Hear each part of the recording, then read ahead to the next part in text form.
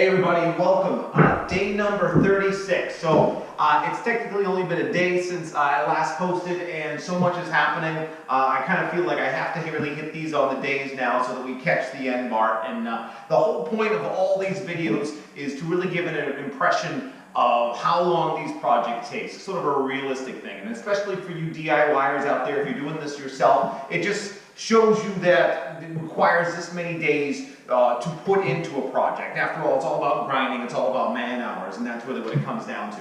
But that does bring up a point. What I started with all my original videos was giving a boots on the ground time to how many days it would take to complete a project. Well, you can't always work straight, and you don't generally work straight. So when I say that we're on day number 36, so 36 days have been spent working on this project, but it's not 36 days in a row, and I think that's really the distinction to make. And so for all those joining for the first time, usually I wrap this up at the end, but I want to give a little bit of an explanation. So we've been doing this for about 2 months now, two and a half months, maybe 8 weeks. And it's taken us through the winter into the spring. So we started off cold, it's been getting warmer, and you probably see those changes as we're kind of going through, at least in these videos. So while we have been on day number 36 right now, it's actually been 8 weeks,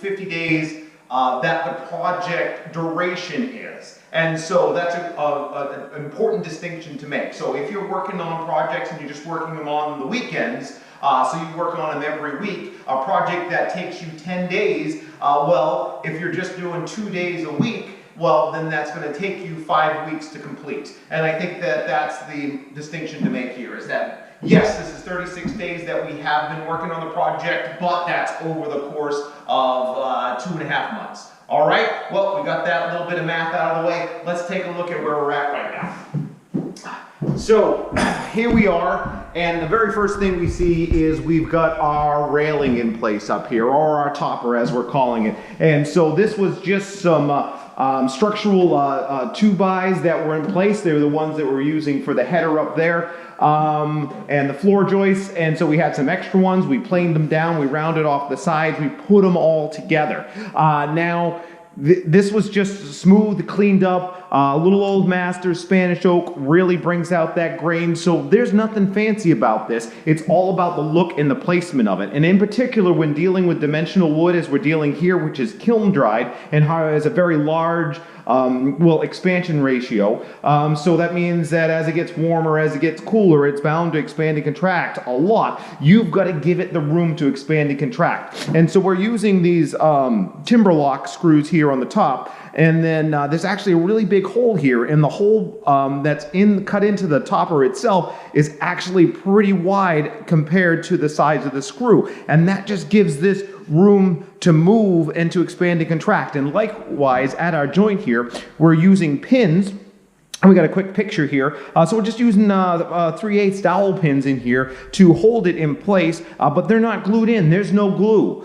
Because if we were to try to glue this and stop it from doing its thing, then we would find that over time this would crack. And then the only other thing is if you're doing any type of, just finish work with your standard materials, is you want to stain and seal the bottom along with the top, and that really does its best to encapsulate it and to really sort of inhibit any cracking we'll see over time. And the same thing with this joint here, but it looks great for really kind of standard materials. And the important thing with this is it's an inexpensive option. You just need a little bit of tools, a little bit of time, a little bit of patience, particularly when doing this. It's all about sanding. It's all about starting out with a rougher grit, maybe a 150, and then working yourself up to a 220, and then making sure that that's all sanded and it's gone with the grain. Maybe use an orbital sander, finish off. Some people have kind of asked about that. How do I make just dimensional lumber look as good as I do?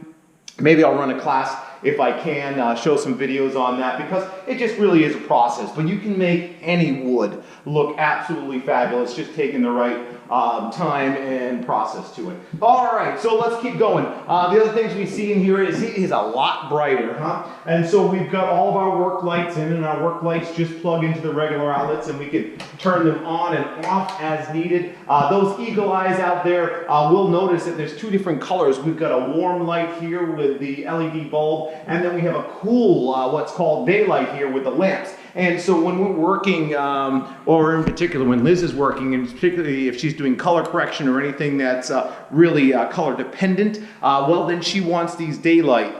That really gives her a clean impression of what's going on with the pieces she's doing. And she's not going to need it all the time, so if she's working on the computer, she can go with the cooler light, or she can certainly turn those on and off. So we've got a lot of options that we put in place with a very simple switch that controls all of them as needed. So we can just shut them on and off, and then put them back on, and we can start to see that she's got her little touches that she's putting in here. We got a little rubber ducky night light. So I keep finding little bits and pieces as she's coming in and doing all this. And now we're using bounce here. So I just want to call this one out for a second. It's the same little LED lights we have. We've got this great alcove up here. We lofted the ceiling. It gives us a really kind of airy feel. And then we put a light up there so that we've got this bounce now, and we're using that entire ceiling as a reflection to kind of get the light in here we need and just have a very consistent light throughout the entire space. Right now, we've got our sink in here. We've talked about doing the plumbing later, but we did want to get the slop sink in place because I've got to measure out and I got to do all the framework for the countertops that are going to go on the sink, and then likewise the countertops that are going to go here. Little things that are popping up. We got a little Wi-Fi extender here, so now we have Wi-Fi in the barn, which we didn't have before, so that's all part of a mesh network system that we have for the home office. If anybody really wants information on that, it's a Synology router, and I love that. That's a product we've been using for a long time. The other thing we did, and this is important, was we got all of our baseboard radiant heating in. So we've got to put those kickboards and mop boards in place, and so we need to know where the radiant heating is going to be. Now, that went in quick, and the reason it went in quick was because it's not hooked up yet. So we've got the outer casings, and then we've got the inner, and then that's copper and aluminum fins that help radiate the hot water as it gets pumped in from the furnace. And that's in there, but it's just not hooked up yet. So we're getting here, and we're in the spring, so it's not really winter time anymore. And at some point, we're going to get them to come in and do all the plumbing, but we got to turn our furnace off for that, and then they got to drain the system, and they got to put the new lines in. So we're definitely going to make sure that it's warm enough, and we're not going to be calling for heat. Which, if you're in New England, well, we're having a little bit of a cold snap here in the middle of spring. So we had frost on the ground the other day. We're still using the heat, but the kickboards are in. And that means we can get the moldings in place, and the moldings are all set up and lined up so we can get them painted, because it's always important to paint those before you put them in. That way it's just a matter of touch-up after the fact, and then we'll handle our trim. All right, so this is all one day. That's what I'm saying, that I'm going to have to keep doing it a day in, day out, because we've got a lot going on. Oh, and then here, this is exciting. I'm going to turn the lights off for this. It's going to get a little dark. But down here in the hallway, we were looking for a really interesting way to do the lights. And so, actually, hold on. I'm going to turn this back on a moment because I realize you can't see me. So here we are in the hallway, and we need a light. You always need a light in the hallway because of the stairs, and so we didn't want to have any type of fixture or anything like that sticking out because it's not that big of a space. And so when I created this board here, I actually cut a little inset into it, and then this was all thought out ahead of time.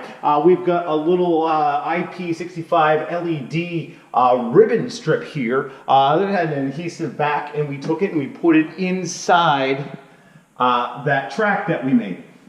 So now, if we want lights, and I'm going to turn it back off again, well now, we've got our lights. And so we've got our lights, and it lights the stairs beautifully. It's a nice accent piece. This is generally our command center. It's what it was before. So we're gonna get some type of drywall here. We're gonna get something that as you walk out, you can see a calendar, you can see what's going on. And then that's it. I mean, this is just low voltage. It's 12 volts. It comes through. There's a transformer in here. Everything's switched on three-way, in this case a four-way switch, so we can turn it on from upstairs, from here as we're going into the farmhouse, and then from downstairs, so we'll always have the ability to turn the lights on or off in the hallway as needed. Okay, and then that's that. So one day, a lot definitely happened, but this is what it is. It's a bunch of little projects. It's the accumulation of this entire project coming to fruition. So we got a couple more days. We got a couple of moldings and trims, and then once those countertops are in and sealed, well, then it's turnover time, and then you're gonna start to see the Color Spots office really take shape here. All right, that's all I got. Ask away if you got questions. As always, leave a like, subscribe. If you're checking this out from other social media sources like Instagram or maybe Facebook, please jump over the YouTube channel because that's really what helps us monetize these videos. And in the monetization, it gives us the ability to continue doing them. So if you enjoy the videos, please help me help you see more of these videos. Like, subscribe, and of course leave a comment because I want to hear about your projects, and I'd love to even more help out on your projects. So if you got any questions, ask, and we'll go on from there. So thanks for checking it out. We'll see you probably tomorrow on this one as more stuff gets done.